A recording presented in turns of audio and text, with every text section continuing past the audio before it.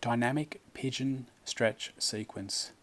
The dynamic pigeon stretch sequence targets hip mobility by hitting hip external rotation, hamstring mobility, hip flexor mobility, and the glutes.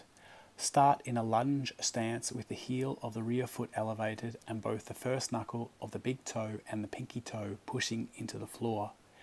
This will set a slight internal rotation of the rear hip and help to square the hips. We first perform dynamic repetitions of straightening the front leg and taking the chest towards the thigh to increase the stretch on the hamstring. From here we bend the front knee to 90 degrees and we push the knee out to the side towards the floor, making sure the hips are staying square.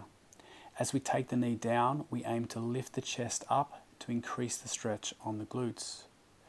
After performing the specific number of repetitions, we sit down with the hips on the floor and hold the pigeon pose. The front knee should be bent at 90 degrees, the torso is as upright as possible, and the hips are square. If you struggle with this position, you can place a block under your hips to find a comfortable stretch. After holding the pigeon position for the specified time, start to hinge at the hips and take the chest forward and down. Aim to maintain a flat back by lengthening through the spine as much as possible.